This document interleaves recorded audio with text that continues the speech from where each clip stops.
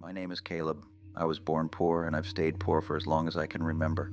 My earliest memories are of hunger, cold winters, and patching up our broken roof with whatever scraps we could find.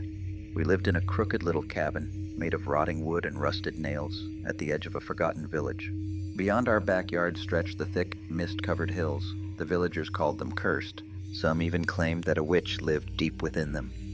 They said she was older than the hills themselves, that her breath could freeze your soul, that she traded favors for the most precious things, things you didn't know you couldn't live without. As a child, I thought it was just folklore.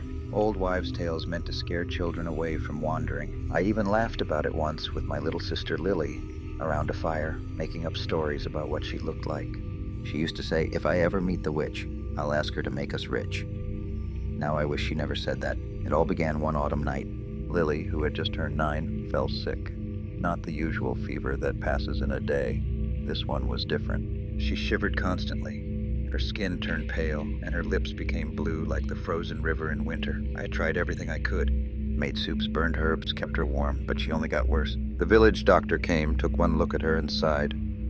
It's blood rot, he said. A rare kind, only one known cure, but it's imported, costly. Then he looked away, ashamed because he knew I couldn't afford it. I worked in the mill. I chopped wood, I cleaned barns, I begged. I even sold my father's hunting knife and my mother's wedding ring. Still not enough. Every night, I sat beside Lily's bed, watching her breathe like a dying bird, afraid each breath would be her last.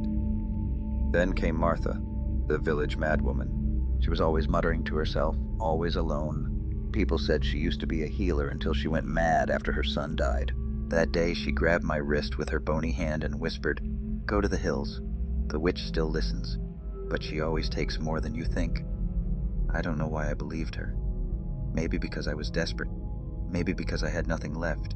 So that night, when the village slept and fog covered the land like a ghostly blanket, I set out toward the hills. The path was long, twisted, and silent, too silent. No crickets, no wind, just the sound of my own heartbeat, loud and heavy. Trees loomed like skeletons in the dark. The deeper I went, the more I felt like the forest was watching me, judging me. After what felt like hours, I saw a dim light through the trees. A hut, unlike anything I'd seen. It was built from branches and animal bones with symbols etched in blood-red paint. A strange wind chime made of human teeth clinked above the door. The air around it felt thick, like syrup. Before I could knock, the door opened on its own. And she was there, the witch. She wasn't hideous, not in the way I expected. She was tall, thin, with eyes darker than a moonless night. Her skin looked stretched, almost like bark. But her voice was soft, gentle, almost kind. "You came for help," she said without asking. I nodded. "My sister, she's dying." She looked at me for a long time. Then she turned and reached into a shelf filled with jars, some glowing, some twitching. She pulled out a small glass vial containing a green liquid that pulsed like a heartbeat. "One drop," she said, "and she will live." I reached out to take it, but her hand shot up. "Everything has a price," she whispered. "I want a memory, the one you cherish most." I hesitated. A memory? She didn't ask for money, or blood, or a limb. Just a memory.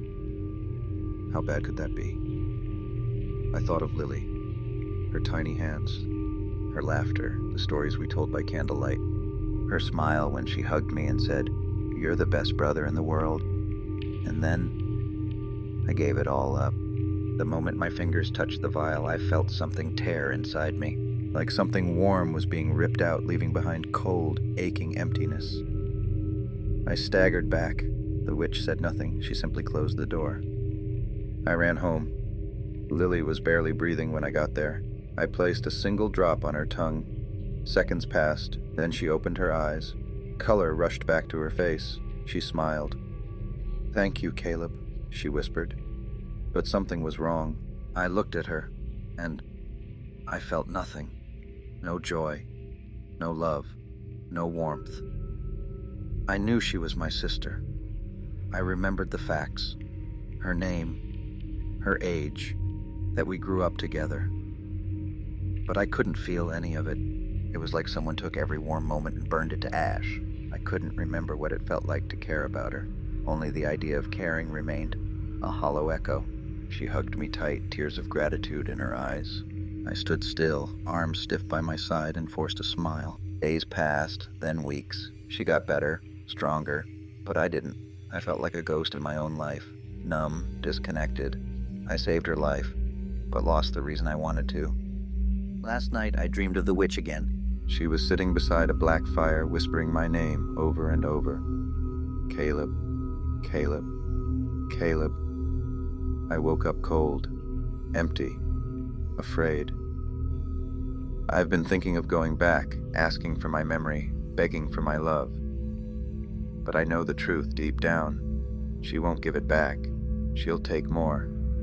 And I wonder, what's the price of saving someone's life?